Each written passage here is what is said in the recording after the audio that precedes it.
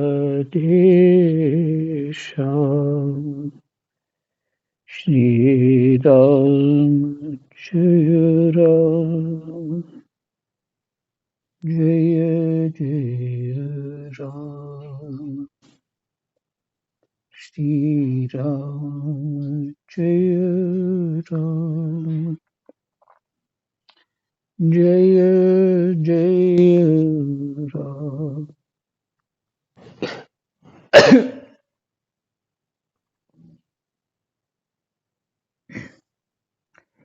श्री गणेशाय नमः। श्री सीतारामाभ्यां नमः। श्री हनुमते नमः। श्री उमापते नमः। श्री गुरुवे नमः। सब संतन की जय जय। जय जय सीताराम राधे श्याम।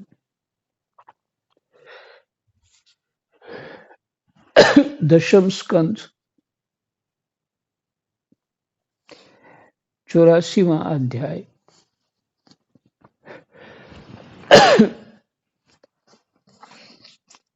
और प्रसंग चल रहा है वसुदेव जी का यज्ञ उत्सव।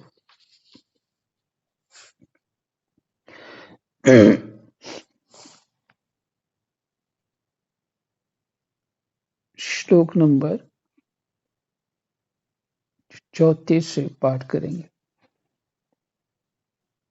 कृष्णाय वासुदेवाय हरये परमात्मने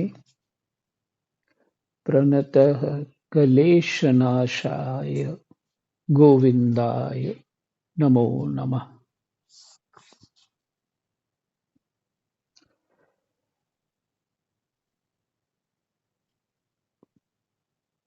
परीक्षित सुखदेव जी कह रहे हैं,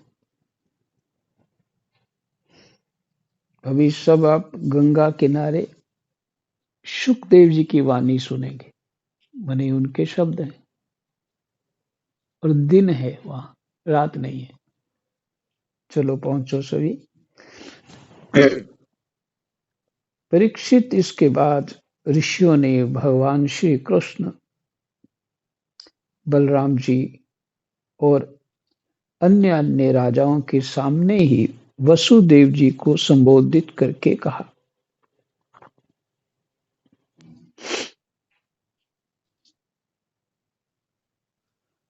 इसके बाद ऋषियों ने भगवान श्री कृष्ण, बलराम जी और अन्य अन्य राजाओं के सामने ही वसुदेव जी को संबोधित करके कहा।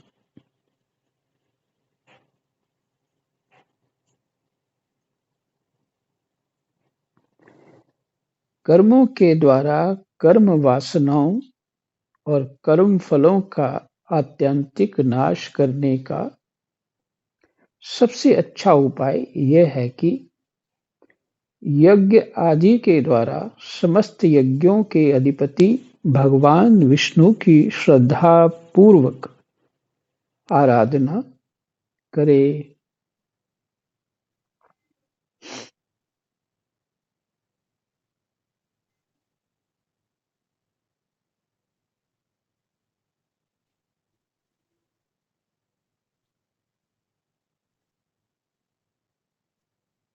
कर्मों के द्वारा कर्म वासनाओं और कर्म फलों का आत्यंतिक नाश करने का सबसे अच्छा उपाय यह है।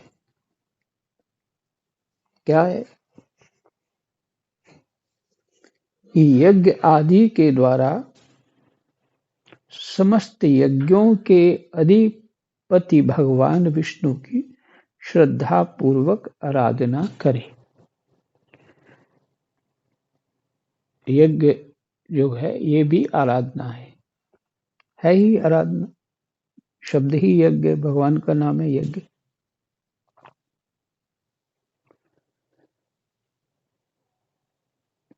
त्रिकालदर्शी ज्ञानियों ने शास्त्र दृष्टि से यही चित्त की शांति का उपाय, सुगम मोक्ष साधन और चित्त में आनंद का उल्लास करने वाला धर्म बतलाया है।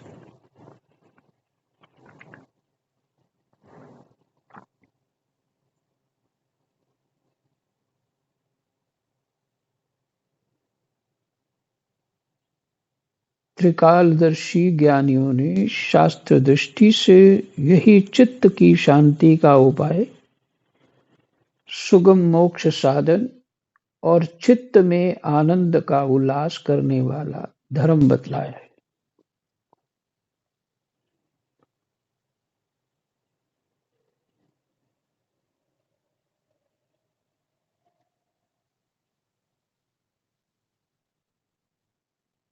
जो तीनों कालों को जानते हैं, भूत, भविष्य, वर्तमान, शास्त्र दृष्टि से यही चित्त की शांति का उपाय है।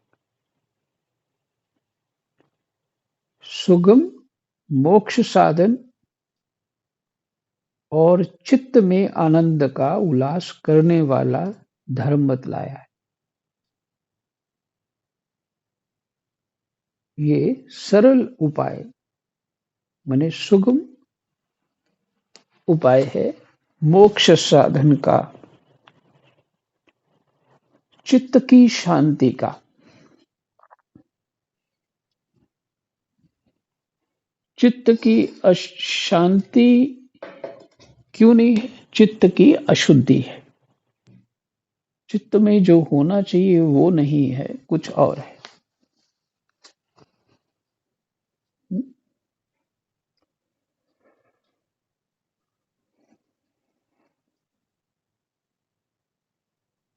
इसीलिए बंधन है, इसीलिए अशांति है।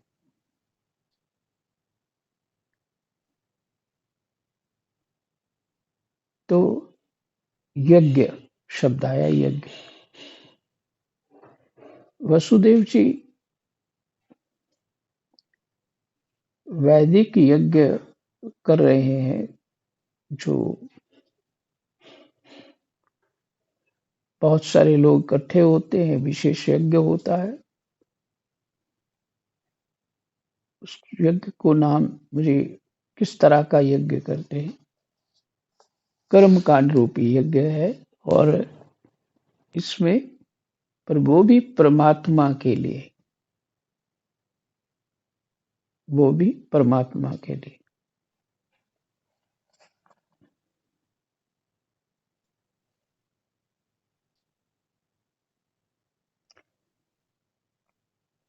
इसी तरह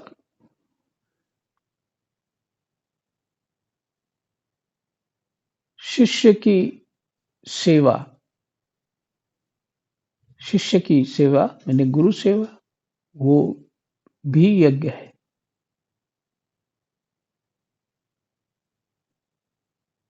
किसके लिए कर रहे हैं? परमात्मा के लिए। और तब होगी जब इसका ज्ञान होगा कि मैं ये कर्म क्यों कर रहा हूं, मेरा उद्देश्य क्या है। इससे ये मैं यही कर सकता हूं, मेरे पास और योग्यता नहीं है, मैं सेवा कर रहा हूं। इससे महात्मा करते हैं एक दूसरे की सेवा।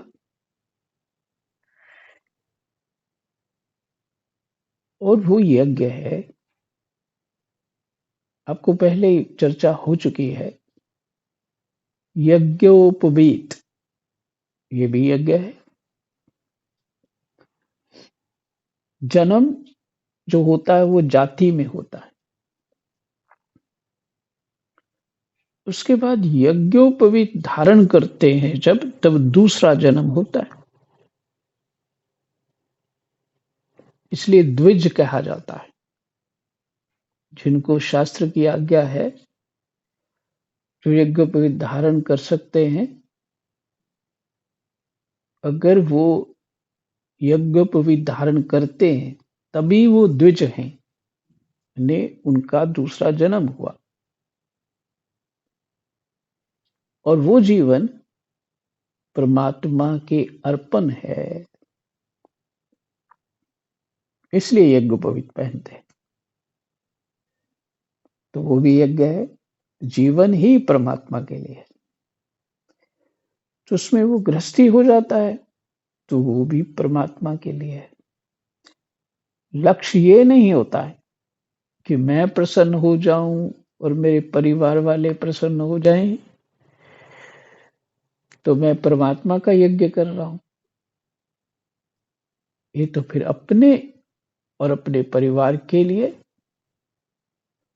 जिसको शास्त्र कहते हैं देह और गेह, उसके लिए कर रहा, परमात्मा के लिए नहीं कर रहा। गृहस्थ में जो कर्तव्य है वही करे। बच्चों को पढ़ाना है तो पढ़ाए, कोई एहसान नहीं कर रहा। हमको भी तो माँ बाप ने पढ़ाया, हमें हमें तो माँ बाप ने सेवा करी, सब कुछ किया। तो कर्तव्य करना हमारा धर्म है, क्योंकि गृहस्थ स्वीकार किया है। इसका अर्थ है कि जहां तुमने सिर दिया वहां निभाना है। अब तुम्हारे लिए वही यज्ञ है। लेकिन ज्ञान से होगा, गुरु से समझ के होगा। वो भूल क्या होती है, वो सारे कर्म अपनी खुशी के लिए और बच्चों की खुशी के लिए होते हैं, अपनों की खुशी के लिए होते हैं। बस वही तो फिर भगवान के लिए यज्ञ क्या हुआ। इसलिए वो कोई जानकार गुरु जी ही बताते हैं, ये शास्त्रों का अध्ययन हो जाए तो समझ आ जाती है कि मेरी ये सारी सेवाएं जो कर रहा हूं ये परमात्मा के लिए हैं, क्योंकि वो सब में अपने और पराये में परमात्मा का आंतरिक दर्शन करता रहता है। जैसे आपसे चर्चा हो चुकी है, व्यवहार में समता नहीं हो सकती, समान व्यवहार किसी से भी नहीं हो सकता। क्योंकि समान व्यवहार करोगे, गुरुजी के साथ व्यवहार और पुत्र के साथ व्यवहार समान थोड़ी हो सकता, किसी के साथ नहीं हो सकता। भाव ही समान हो सकता है। वो भाव कहाँ से होगा? ज्ञान से। ज्ञान में नहीं। किस ये ज्ञान कब होगा? जब सत्संग शास्त्र प्राप्त करेंगे, उसको सुनेंगे तो समझ में आएगा परमात्मा ही सब रूपों में है। हरि व्यापक सर्वत्र समाना, प्रेम ते प्रकट होई मैं जाना। हरि व्यापक है, कहाँ नहीं है। रामायण जी में वाल्मीकि जी ने यही पूछा राम जी से। राम जी ने कहा कि गुरुदेव मैं कहाँ रहूं, वो जगह मुझे बताइए। वाल्मीकि जी कहते हैं प्रभु आप कहाँ नहीं हो वो जगह मुझे बताइए, फिर मैं बताऊं वहां रहिए। फिर कहते हैं फिर भी आपकी जो आज्ञा है मैं उसको बोलता हूं। तो बता दिया उन्होंने।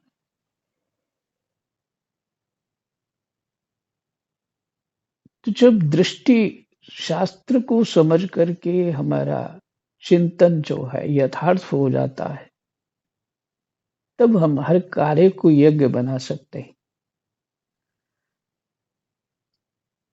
गोपियों ने अपने सभी कर्म यज्ञ बना दिए। महाराज रंती देव ने अपने राज्य वैभव सब कुछ को यज्ञ बना दिया। हरिश्चंद्र जी ने यज्ञ बना दिया। अमरीश महाराज जी ने यज्ञ बना दिया।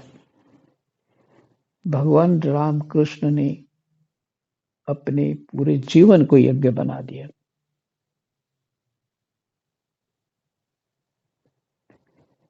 भगवान राम कृष्ण ने अपना जीवन वैदिक रीति, वैदिक आज्ञा के अनुसार जिया है। तो वो यज्ञ ही होगा। इसी तरह सभी देवी देवता अपने स्वरूप में जो भी उनके कर्म है वो उनके भी यज्ञ है।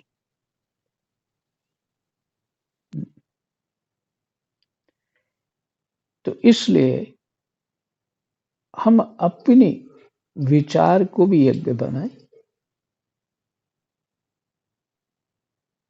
कर्म को भी यज्ञ बनाएं। व्यवहार ही यज्ञ रूप हो जाए।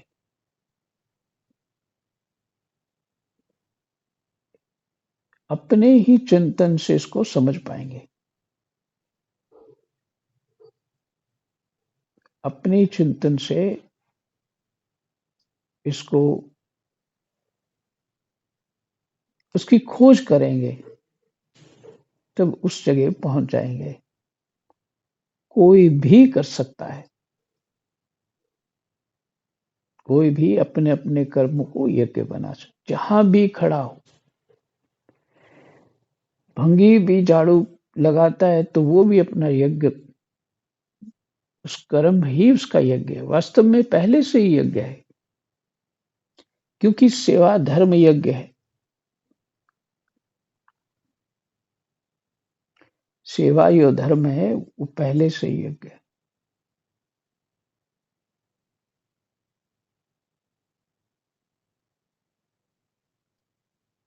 तो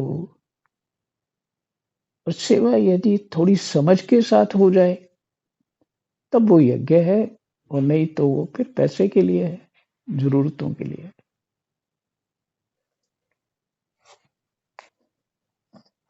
यज्ञ की यात्रा कोई ज्यादा अधिक हो गई है। तो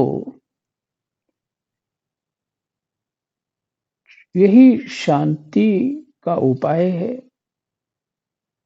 और सरल मोक्ष साधन का उपाय है। चित्त में आनंद का उल्लास करने वाला धर्म बतलाया है। इसी से चित्त का उल्लास होता है। बहुत बार ऐसा होता है, कोई घर में अधिक काम कर रहा है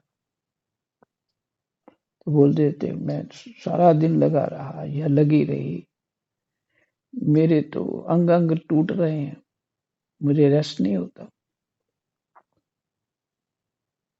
कारण क्या था कि यज्ञ नहीं हो रहा था, मेहनत कर रहे थे, वो यज्ञ नहीं था। जब यज्ञ होता है तो प्रसन्नता होती है, वो भाव में ही प्रसन्न इतना हो जाता है कि उसको थकावट का तो नाम ही नहीं होता। इसीलिए ये कहा, चित्त में आनंद का उल्लास करने वाला धर्म बतलाया गया है। चित्त में आनंद का उल्लास हो जाता है तो ही माना जाएगा ये यज्ञ हो रहा है। अपने न्यायार्जित धन से श्रद्धा पूर्वक पुरुषोत्तम भगवान की आराधना करना ही, अपने न्यायार्जित, 2 नंबरी धन से कुछ कोई लाभ नहीं होगा। न्यायार्जित धन से श्रद्धा पूर्वक पुरुषोत्तम भगवान की आराधना करना ही द्विज जाति, ब्राह्मण, क्षत्रिय और वैश्य, ये द्विज जाति हो सकते हैं यदि यज्ञोपवीत पहनते। और शूद्र तो पहले ही यज्ञ स्वरूप में ही बैठा है, पूरा तन मन दे करके। शास्त्रों का विश्लेषण करोगे तो अलग तरह से समझ में आएगा शूद्रों की प्रशंसा शास्त्रों में कितनी बड़ी है। भगवान ने सबको इतनी कृपा की है। शूद्रों में ये आता है कि बाबा सुना रहे थे एक दिन, है पुराण में, सब पुराणों में लिखा है, आप मंदिर दर्शन कर रहे हो, आप बड़े ब्राह्मण तपस्वी हो, सब कर रहे, शुद्धि अशुद्धि कर रहे हो, अचानक कोई भंगी आके आपके पास आगे खड़ा, वो भी दर्शन करने लग गया जाएगा, तो लोग कहेंगे ये देखो बंगी है, थोड़ा सा पीछे हट जाए, दर्शन करे भले। लेकिन इतना नहीं कह सकते भगवान के सामने, किसी को ये नहीं कह सकते कि तुम छोटा या बड़ा है, अपराध माना जाता है भगवान के सामने। जो भगवान के सामने ही हो गया, वो छोटा कैसे रह गया?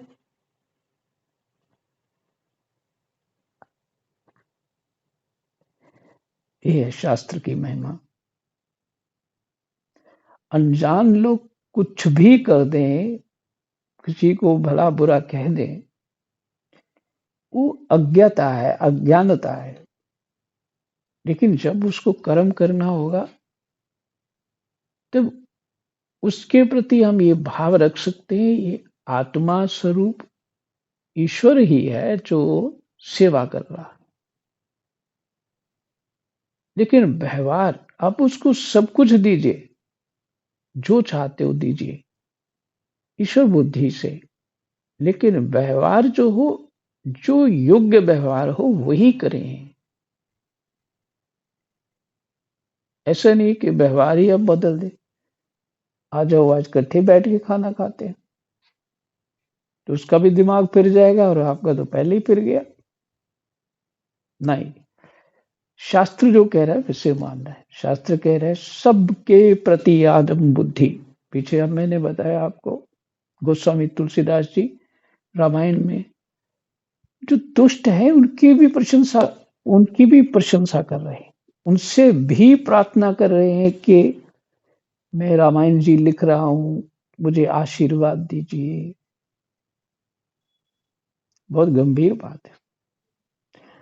और दुष्टों के सारे अवगुण भी साथ साथ कह रहे हैं कि आप तो चूकेंगे नहीं अपने वाणी से, जैसे मैंने लिखा तो आपने दोष निकालने, आप चूकेंगे नहीं। पर मैं आपसे प्रार्थना करता हूं कि मेरे इस कथन को बालक समझ के आप आशीर्वाद दें। ये नहीं कहा कि मानो, क्या है, आशीर्वाद दें। तो इसलिए हमारी हमारे मुझे ऐसा लगता है कि हमें कहीं ना कहीं गलती हो रही है। चित्त की अशांति के कारण क्या है? कहीं ना कहीं गलती हो रही है। यथार्थ जो व्यवहार वैदिक होना चाहिए वो नहीं कर पाते।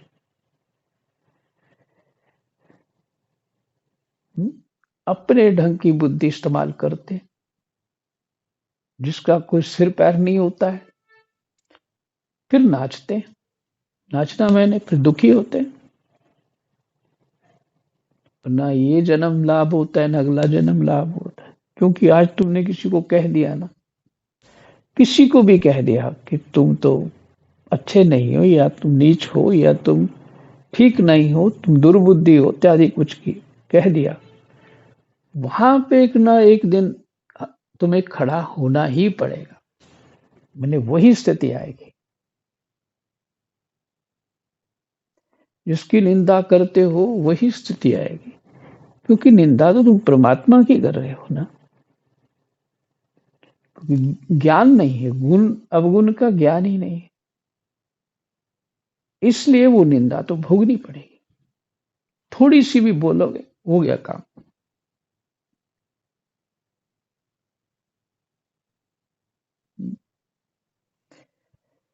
तो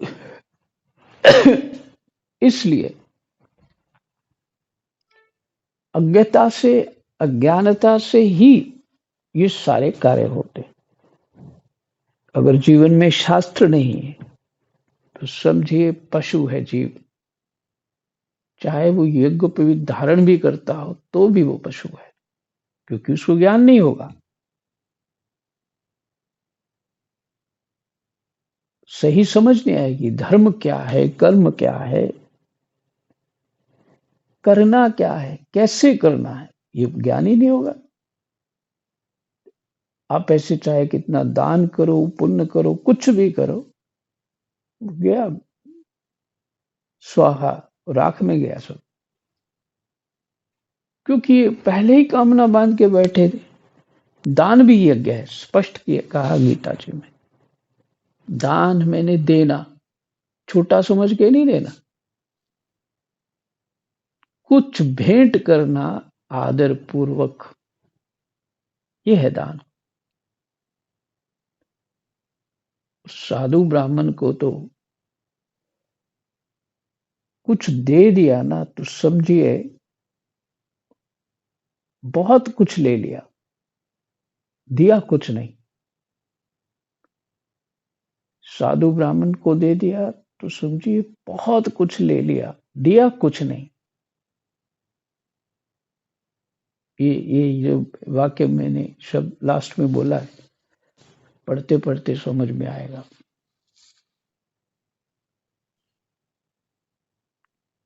क्योंकि तो हृदय में उसके भगवान है, भगवान को ही दिया और भगवान से ही मिलेगा। सही जगह वस्तु हमारी पहुंच गई तो फिर चाहिए क्या। पर उस वस्तु को मैंने शब्द बोला हमारी वस्तु, लेकिन हमारी है ही कोई वस्तु नहीं, यही अज्ञानता है। भगवान ने सेवा स्वीकार कर ली।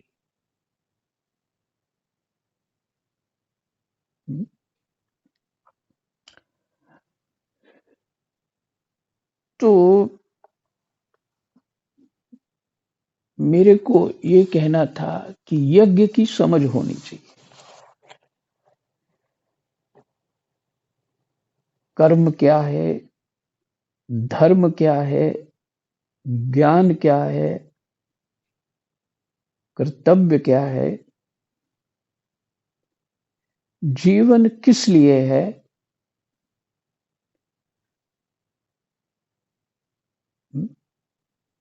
जीवन किस लिए है, ये बड़ी मुश्किल से समझ में आता है। इसलिए कहा उपनिषद में, जागो उठो, महापुरुषों के पास जाओ, प्रश्न करो, अपनी जिज्ञासा करो। उपनिषद का वाक्य है। तो पर इस समय समाज का दुर्भाग्य है, जब से अंग्रेजों का राज है तब से दुर्भाग्य हो गया। क्या? गुरुकुल नष्ट हो गए, जो शिक्षा दी जाती थी वो शिक्षा तो समाप्त, और जो शिक्षा का कोई सिर पैर नहीं है, जो हम पढ़ते हैं जीवन में कभी काम नहीं आनी, वो शिक्षा दी जा रही। व्यवहार में तो काम नहीं आती है, वो तो कमर्शियल है कि कुछ सीख लिया, कुछ समझ लिया, बस फिर काम करो और खाते पीते रहो, मैनेजमेंट कर ली, इसी तरह से काम के लिए शिक्षा। लेकिन जो वास्तविक शिक्षा है, इसलिए हमारे यहाँ ये सब होता था गुरुकुल में, सब प्रकार की शिक्षा दी जाती थी, सब प्रकार की। घर कैसे बनाना है,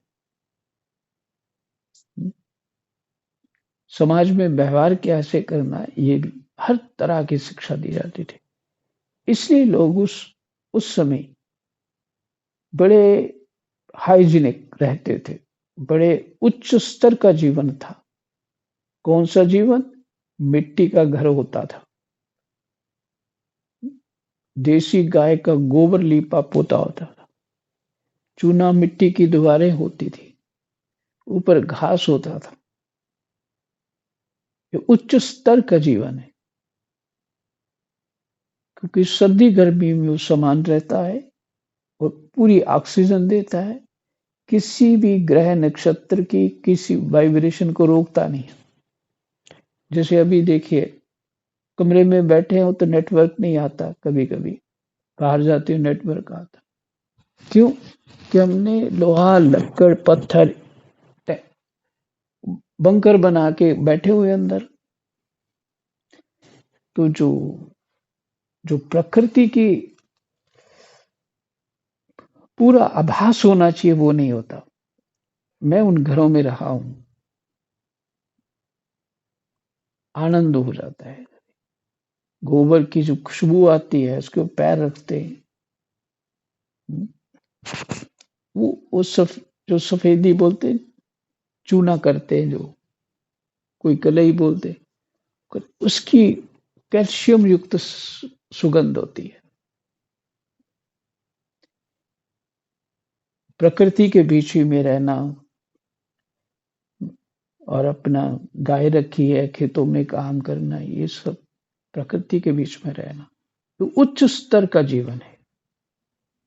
ये जो हम ये पत्थर के बीच रह रहे हैं, सीमेंट के सरिये के बीच रह रहे हैं, सारा दिन पोंछते रहते हैं घर को, ये जी ये कोई स्वास्थ्य के लिए बिल्कुल घटिया चीज है।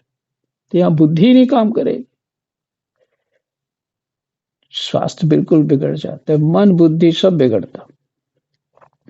खैर, जो सो समय हो, कलयुग का प्रभाव है, ऐसे ही होगा। लेकिन वो जीवन उच्च स्तर का था, गुरुकुल का समय था, इसलिए लोग वैसे रहते थे, गरीब नहीं थे लोग। उसी समय भारत सोने की चिड़िया कहा गया। सादा रहते थे और खूब प्रेम भाव से एक दूसरे से व्यवहार करते थे।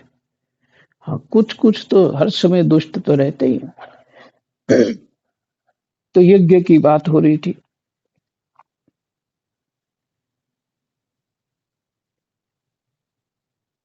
ब्राह्मण, क्षत्रिय और वैश्य गृहस्थ के लिए परम कल्याण का मार्ग है। वसुदेव जी, विचारवान पुरुष को चाहिए कि यज्ञ, दान आदि के द्वारा धन की इच्छा को यज्ञ, दान आदि के द्वारा धन की इच्छा को गृहस्थोचित भोगों द्वारा स्त्री पुत्र की इच्छा को और काल क्रम से स्वर्ग आदि भोग भी नष्ट हो जाते हैं।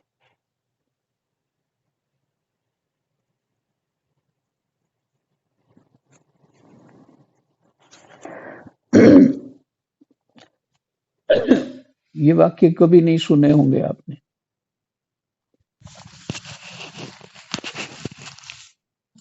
वसुदेव जी, विचारवान पुरुष को चाहिए कि यज्ञ, दान आदि के द्वारा धन की इच्छा को समाप्त कर दे। ग्रस्तोचित भोगों द्वारा स्त्री पुत्र की इच्छा को और काल क्रम से स्वर्गादि भोग भी नष्ट हो जाते हैं।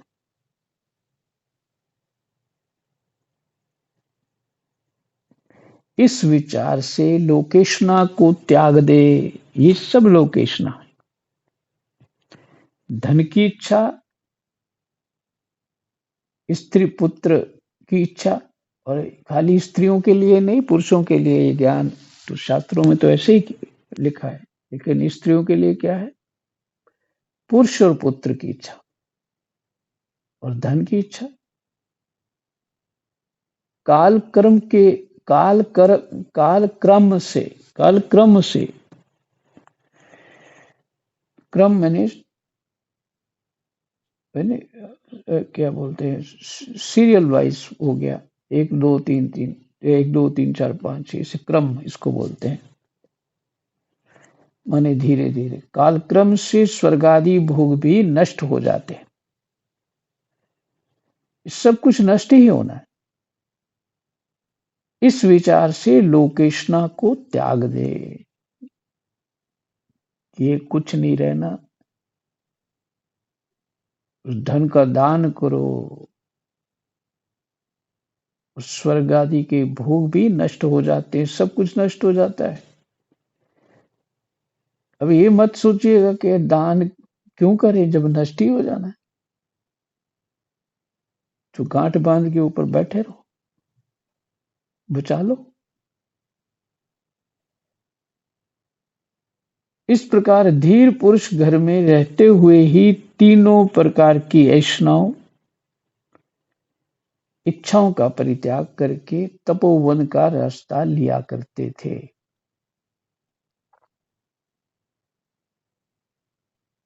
विवेक जागृत होगा तब ये बुद्धि खुलेगी।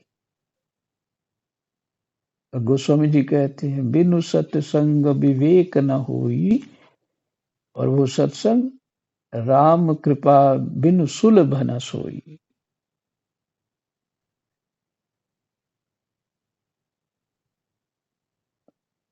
समर्थ वसुदेव जी ब्राह्मण, क्षत्रिय और वैश्य, ये तीनों देवता, ऋषि और पितरों का ऋण लेकर ही पैदा होते। इनके ऋणों से छुटकारा मिलता है यज्ञ, अध्ययन और संतानोत्पत्ति से। ये भी ऋण ही उतार रहे हैं। इनसे उऋण हुए बिना ही जो संसार का त्याग करता है उसका पतन हो जाता। अच्छा, ये काम नहीं कर पाए तो फिर अंतिम उपाय है परमात्मा की भक्ति में तीव्र गति से लग जाए। ये अंतिम उपाय है। ठीक से अपना जीवन निर्वाह नहीं कर पाए तो अंतिम उपाय है कि तीव्र भक्ति योग के द्वारा भगवान में अपने जीवन को अर्पण कर दे। तो फिर सभी सफल। लौकिक कर्म नहीं सफल हुए तो ये पारलौकिक जो धर्म है, भगवान का भजन करना है, इस सब में सफल कर देगा। जो रह गया है उसको भी पूरा कर देगा।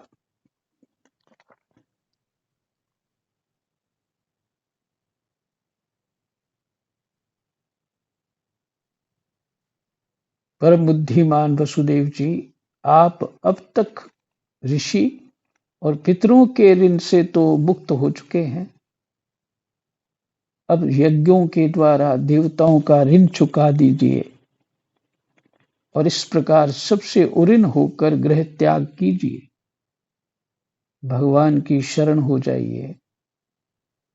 वसुदेव जी, आपने अवश्य ही परम भक्ति से जगदीश्वर भगवान की आराधना की है, तभी तो वे आप दोनों के पुत्र हैं। जय जय सीताराम, राधे श्याम। कृष्णाय वासुदेवाय हरये परमात्मने प्रणतक्लेशनाशाय